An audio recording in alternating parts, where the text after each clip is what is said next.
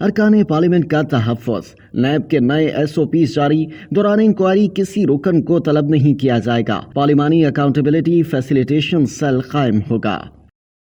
قومی احتساب بیورو یعنی نیب کی جانب سے تاجروں اور بیوروکریٹس کو ماضی جیسی ہراسانی سے بچانے کے بعد بیورو نے اب ارکان قومی اسمبلی، سینیٹرز اور ارکان صوبائی اسمبلی سمیت تمام ارکان پارلیمنٹ کو بدعنوانی کے غیر سنجیدہ کیسز میں ہراساں کرنے، اسکینڈلائز کرنے اور منمانی گرفتاری سے بچانے کے لیے نئے SOPs جاری کیے ہیں۔ ارکان پارلیمنٹ کے خلاف بدعنوانی کے مقدمات کو منصفانہ انداز سے نپٹانے کو یقینی بنانے کے لیے پارلیمنٹ کے نگہبان یعنی چیئرمین سینٹ، قومی اسمبلی اور صوبائی اسمبلیوں کے اسپیکرز کی جانب سے قریب سے نگرانی کا طریقہ کار متعارف کرایا گیا ہے تاکہ ایسے ارکان پارلیمنٹ کے حقوق اور سہولتوں کی حفاظت کی جا سکے جن کے خلاف کوئی تحقیقات ہو رہی ہوں۔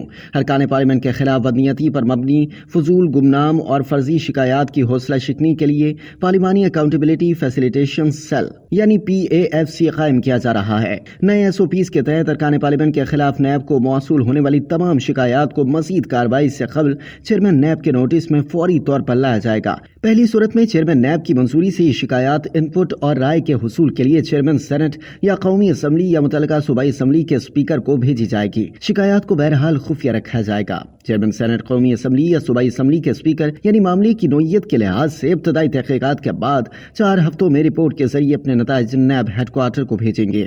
رپورٹ پر غور و خوض کے بعد چیئرمین نیب کی جانب سے مزید لائحہ عمل طے کیا جائے گا۔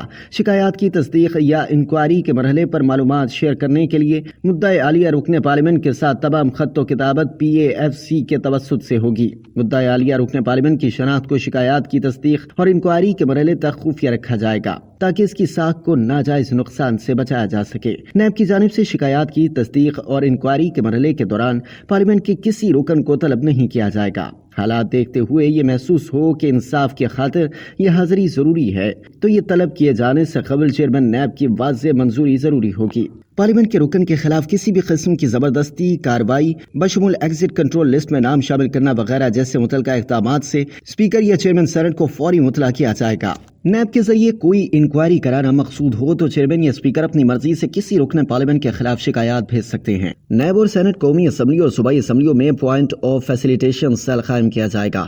نیب کی طرف سے direct complement cell focal person کے طور پر کام کرے گا، جبکہ سینٹ اور قومی اسمبلی کے معاملے میں ایسا افسر جو 21 گریڈ سے کم نہ ہو اور صوبائی اسمبلیوں کے معاملے میں ایسا افسر جو 20 گریڈ سے کم نہ ہو کو متعلقہ ایوان کے اسپیکر یا چیئرمین سینٹ کی جانب سے بطور فوکل پرسن نامزد کیا جائے گا۔ اس پیشرفت سے قبل نیب کاروباری افراد اور بیوروکریٹس کے لیے بھی ایسے ہی SOPs جاری کر چکا ہے۔ سرکاری ملازمین کے خلاف شکایات کی صورت میں یہ ہدایات جاری کی گئی ہیں جن پر سختی سے عمل کی تلقین کی گئی ہے۔ نمبر 1، سرکاری ملازمین کے خلاف گمنام شکایات پر غور نہیں کیا جائے گا۔